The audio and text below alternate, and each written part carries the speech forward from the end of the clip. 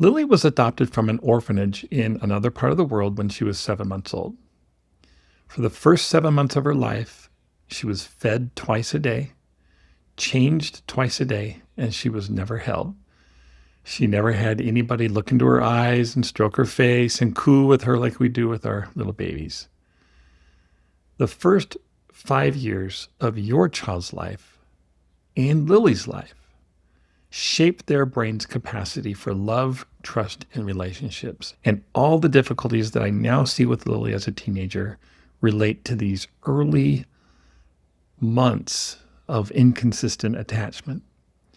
I would say that most of the behavior problems that we see nowadays in our kids, most of the power struggles or moments when your child pushes you away, can be traced back to a core issue, and that's the issue of connection or the issue of attachment. Now, of course, Lily is an extreme example, but I believe that attachment and connection that we develop with our kids can fix a lot of problems and can help us at least start finding solutions to some of the problems that they struggle with. When a child feels unsure about their attachment, whether they matter, whether they're safe, whether you're really there for them, they will show that through challenging behaviors. They're not trying to be difficult. They're trying to feel secure. That's the key. And that's why the answer isn't more control. It's more connection. So parents come to me a lot with behavior issues or concerning behaviors or problems. And the answer almost always has to start from a place of connection. I'm going to show you exactly what your child needs from you at each stage. So by the end of this episode, you're going to understand why connection isn't just a nice thing to have, it's everything for you to have. You'll have a clear roadmap for building the kind of relationship that makes parenting easier and more joyful for you. That's why I often think of this as a sort of a plan of happiness for parents. This is part 1 of my attachment series. Today, we're going to cover ages 0 through 5. And in the next episode, I'm going to show you how to protect this bond when your child enters school and faces peer pressure for the very first time. Every child is born with attachment hunger. Their brain is hardwired for this. It's not neediness. It's a biological drive every bit as powerful as hunger for food. Your child is designed to attach deeply to you. But we're facing a problem today. We are losing our kids to peer orientation, which is a term started by Dr. Gordon Neufeld and Gabor Mate. Instead of staying connected to their parents, our kids are starting to form their primary attachments with other kids. And when this happens too early, we lose our ability to guide them. Dr. Neufeld, who is one of the leading attachment researchers, puts it this way. He says, children are designed to attach. The question is to whom? When they're attached to us, they naturally want to be good for us. When they're not, parenting becomes an uphill battle. So the modern world pulls our kids away from us earlier and earlier. All of these things interfere with the deep attachment bond that should form in these crucial early years. So your job as a parent is not to push independence. It is to satisfy your child's attachment hunger completely. Because when you do that, that's when they develop the security they need to eventually become truly independent. Now, there's 4 pillars of secure attachment. You'll see this in the work done by Drs. Daniel Siegel and Tina Payne Bryson. They identify these 4 pillars, and they call them the 4 S's. And so I want you to think about these 4 S's: safe, seen, soothed, and secure. Safe just means your child feels protected from harm, not just physically, but also emotionally. So they're not afraid of you, their caregiver. They know that the adult in their life will step in to protect them from danger or distress. The home environment feels stable and predictable. So they're saying, you won't hurt me, and you'll keep others from hurting me too. Number 2 is seen. So this means you as the parent truly notices and understands their inner world, their feelings, thoughts, and needs, not just their outward behavior. This is where the child feels recognized and known. They're not dismissed. They're not ignored. They experience being emotionally attuned to. So they might say, you get me. You see who I really am. Number 3, soothed. When your child is distressed, the caregiver, you the parent, responds in a way that helps them calm down and feel safe. You stay regulated and comforting. So this is where your child learns that painful feelings don't have to be faced alone. Over time, this will actually teach them critical emotional regulation skills. Lastly, Number 4, secure. When the first 3 happen consistently, your child will develop secure attachment, which just means they have a deep sense of feeling loved and lovable. The world is trustworthy. They can explore and take risks because someone has their back. So to review, safe means your child feels physically and emotionally protected by you. Seen means you truly understand their inner world. Soothed means you help them regulate their big emotions when they can't do it by themselves. And secure means they can count on you to be consistently available. These 4 elements work together to keep you as your child's primary attachment figure. Now, when all 4 are present, your child's brain develops well, and they keep that natural desire to stay close to you. And that's why this is so critical, because this attachment keeps them wanting to stay close to you.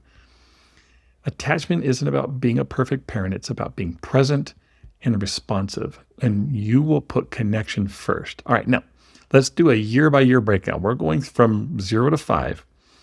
From ages 0 to 1, your baby's first year, their primary need is very simple. They need physical closeness and consistent care. So this is when attachment hunger is strongest, and your job is to satisfy it completely. Your baby needs to be as close to you as much as possible. So eye contact, skin-to-skin contact, responding quickly to their cries. These are not spoiling behaviors. These are building the foundation of your relationships. This intense need for closeness is not something you're trying to overcome. It's actually something you want to satisfy. A baby whose attachment hunger is fully met in the first year will actually become more secure and more independent later on. So don't worry about creating bad habits or making your baby too dependent. Focus on being reliable. Your consistency in meeting their needs builds their capacity to eventually self-regulate and explore the world confidently. Okay, years 1 to 2. This is where your toddler becomes more mobile and curious, and their attachment needs begin to shift a little bit. Now, it's not just about being close to you, it's about being like you. They want sameness. This is called sameness, and it's how your child deepens their connection with you. So you might notice your toddler wants to do everything that you do. They want to help with cooking and cleaning and everyday routines. And this isn't just being cute, although it is cute. It's actually attachment in action. So by copying you, they're saying, I belong with you. I'm a part of your world. So now, at this stage, is the time for you to create rituals that reinforce that sense of belonging. So you can have special ways of saying goodbye, bedtime routines that are just yours and theirs, including them in your everyday, even when it's easier to do it alone. These small acts send a powerful message. You are mine and I am yours. Now, at around age 2, your child begins to understand that they can belong to you in a special way and that your relationship is different from your relationship with others. This is where their attachment deepens through loyalty and significance. They don't just want to be like you. They want to know that they matter to you more than anyone else. This is where you might hear them say, Mommy or Daddy, I want you to do it. Even if someone else offers to help, they're not being stubborn. They're showing devotion to you. They're choosing you. Language is also starting to emerge right now, which means you can start putting their specialness into words. You're my favorite helper, or I'm so glad you're mine. There's no one in the world like you. These are sweet phrases, but they're more than that. They're meeting a deep emotional need. Now, from years 3 to 4, this is where your child's emotional world gets more complex. They're going to start expressing deeper feelings and thoughts. They want someone to really, truly understand them. This is the early foundation of what will later become attachment through being known. So this is where you are beginning the phase of being known. Your job now is to receive these moments with curiosity, not correction. If they tell you they're scared of the dark, don't just explain it away. First, show them that you understand. That sounds scary. I'm glad you told me that. This is also, believe it or not, where peer orientation can begin to take root. And so it's important that you stay their first and safest place to share. If you respond with patience and warmth, your child will keep bringing their inner world to you instead of turning to their peers. Now, ask them about their dreams, their favorites, their fears. Even if their answers seem silly, your interest just simply tells them, I want to know who you are and not just what you do. All right, last stage, years 4 to 5. When your child nears school age, their personality is blooming. Their attachment need now centers around being loved for exactly who they are, not who you want them to be, not who they might become, but who they are right now. And sometimes this is a really challenging stage for parents because we start worrying about behaviors and school readiness or how our kids might compare to others, which can be conditional, love based on performance, and that will actually weaken the attachment bond. Your child needs to know that your love does not waver when they're struggling or acting out. That love stays steady no matter what. Boundaries, of course, are still important and always important, but boundaries must come from a place of care and not a place of disappointment. Also, this is when peer pressure may quietly start to show up. So your child might start caring what others think. And the best defense for this is simple: a relationship that is so strong that your child knows where they belong and who they matter to most. You remain their primary source of validation and guidance. Now, what do we do when attachment styles don't match? Because this happens all the time. And this is the reality that many parents face.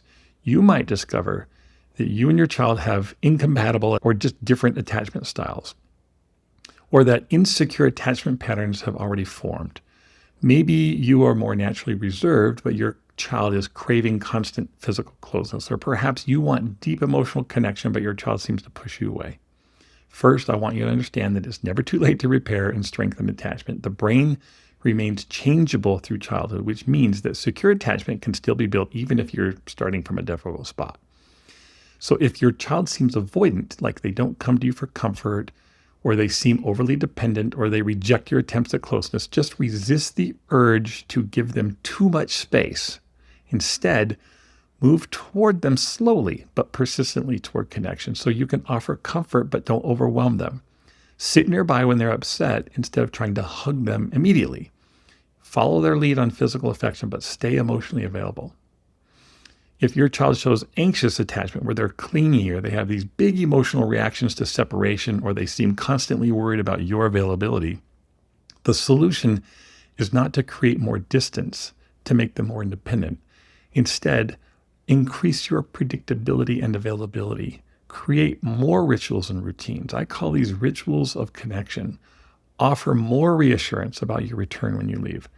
Their anxiety comes from not feeling secure in your availability. Here is what's crucial.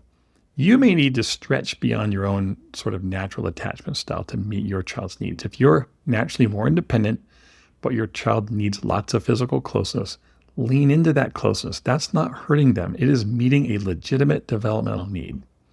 You can start small with small, consistent changes.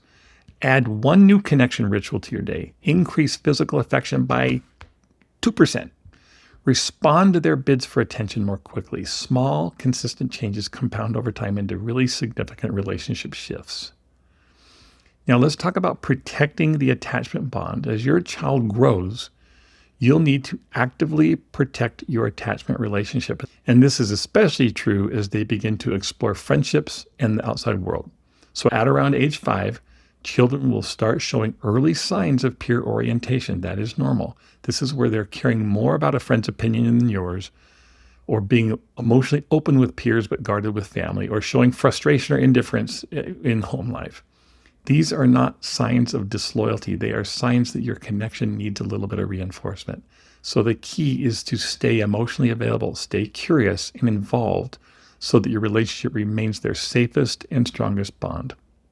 One of the things that Dr. Neufeld teaches is called collecting. And this is in a book that he and Gabor Mate wrote called Hold On to Your Kids. And I love the idea of collecting your child. So before you give instructions, make requests, or address concerning behaviors, you need to collect their attention and connection first. Make eye contact. Use a warm tone, maybe even physical touch. Connection before correction always. Also, create these daily rituals of connection. These are just special ways of connecting that belong just to you and your child. So it might be a particular way you wake them up. It could be a special phrase you say at bedtime. One of my daughters, who's an adult now, when she was little, I used to scratch her back at night. She loved that to the point that she would drool. And to this day as an adult, she loves it. And we joke about it. And sometimes I still do it for her. Most importantly, keep being the answer to your child's needs. When they're hurt, scared, excited, confused, whatever, you want to be the person they turn to first. And this requires being emotionally available and physically present as much as possible during these crucial years. Now, let's talk a little bit about some common mistakes and how to avoid them. The biggest mistake parents make is pushing independence too early instead of satisfying attachment first. We sometimes worry that responding to our child's attachment needs will make them clingy or dependent, but research shows that the opposite is true. Kids who have their attachment hunger fully satisfied become naturally more independent and confident. Another common mistake is trying to compete with peers instead of staying the primary relationship. When your child starts showing interest in friends, which is fine, don't pull back or feel rejected. Instead, double down on your connection with them. That's always going to be the most critical part. Lastly, a lot of parents try to discipline before they connect. I want you to remember, a child who is deeply attached to you will naturally want to be good for you. So when behavior problems arise, look first at the relationship because often strengthening the attachment bond resolves the behavior issues naturally. So in conclusion, attachment is not dependence. It's the foundation for healthy independence. Children who are most deeply attached to their parents are actually the easiest to parent because they maintain that natural desire to please you and to connect with you. Trust your instincts to stay close to your child during these early years. I want to emphasize again, attachment is not coddling, it's not spoiling them. Connection is not weakness. The relationship you build now will determine not just how easy parenting is for you, but how secure and confident your child becomes as they grow. Your child's attachment hunger is a gift, even if it might seem overwhelming at first, and even if you can't do it perfectly. This gift keeps them close to you during the early years when you have the most influence over their developing brain and who they are. So satisfy that completely, and you will raise a child who carries your love and values with them wherever they go. This foundation you're building in the first 5 years becomes critical when your child enters school and faces peer pressure for the very first time.